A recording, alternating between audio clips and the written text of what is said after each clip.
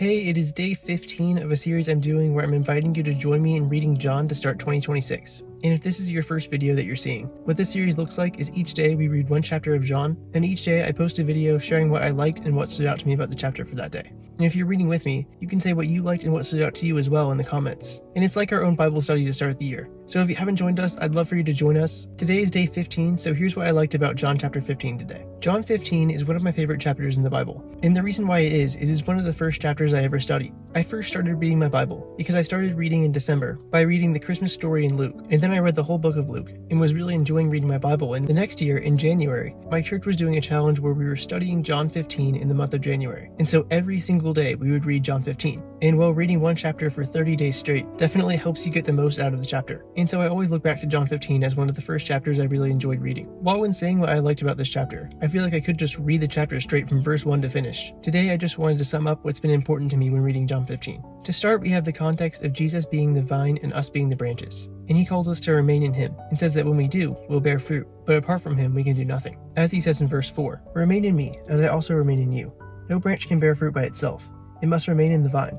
Neither can you bear fruit unless you remain in me." And in verse 5, "I am the vine, you are the branches. If you remain in me and I in you, you will bear much fruit. Apart from me you can do nothing."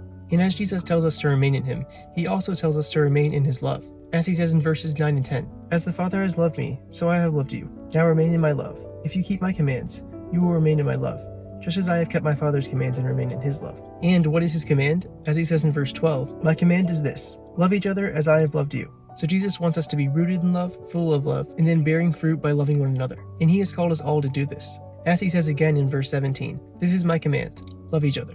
And when reading John 15, I'm always reminded to keep it simple, to remain in Jesus, remain in his love, and then share that love with others. And John 15 also reminds us that whenever we remain in Jesus, we have everything we need to bear fruit. As we see in verse 2, that God is constantly working on us to help us bear as much fruit as possible. In verses 7 and 8, he responds to what we ask of him so that it may help us bear fruit. He has given us his love in verses 9 and 10, his joy in verse 11, and he's laid down his life for us, as he says in verse 13. He's called us friends instead of servants, as he says in verse 15. And if we still feel like we're not good enough, in verse 16 he says, "You did not choose me, but I chose you, and appointed you so that you might go and bear fruit, fruit that will last, and so that whatever you ask in my name, the Father will give you." We did not choose him, but he chose us, and appointed us that we might go and bear fruit, fruit that will last. And he has given us everything that we need to do so. And so I encourage you today, remain in Jesus, remain in his love, remain in obedience to his commands, and take everything that he's given you and go and bear fruit today in the way that he's called you to do it. And do all of this in love. I'd love to know what you liked about John 15. You can let me know in the comments. Thanks so much for joining me for day 15 today. I'll see you tomorrow for day 16, where we'll look at chapter 16 of John.